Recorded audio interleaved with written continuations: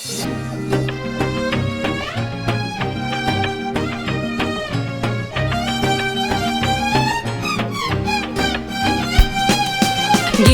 uzağa, sanki dün daha yüzüme vurup gitti kusurlarımı. Düşmem tuzağa bir daha asla, şimdi başkasıyla yenir ıslarını. Madem bu kadar kötüydüm, neden sevdin ki? Sen bu kadar iyisin de mutlu musun ki? Şimdi gelip bana aşktan dem vuruyorsun.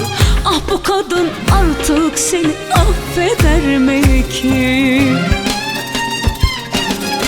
Ben artık aşklara, bakışlara, yakarışlara kanmıyorum. Zaman harcamak değişir mi hiç sanmıyorum. Ben artık aşklara, bakışlara, yakarışlara kanmıyorum. Zaman harcamak değişir mi hiç sanmıyorum.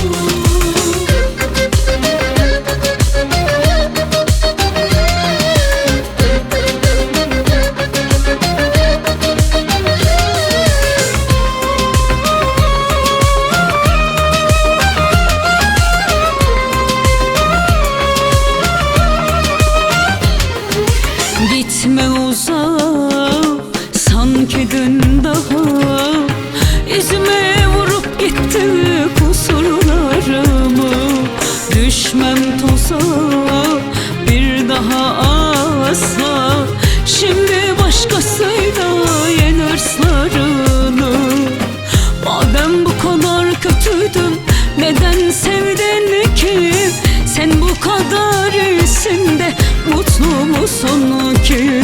Şimdi gelip bana aşktan dem vuruyorsun.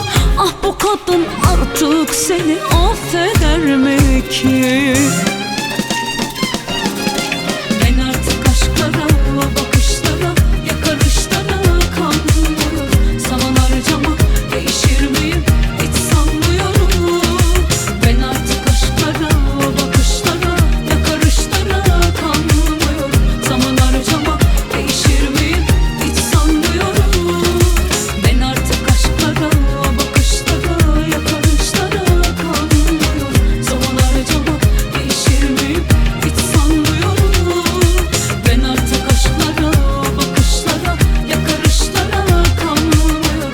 Zaman harcamak değişir miyim hiç sanmıyorum. Ben artık aşklara, o bakışlara, yakarışlara kanmıyorum. Zaman harcamak değişir miyim hiç sanmıyorum.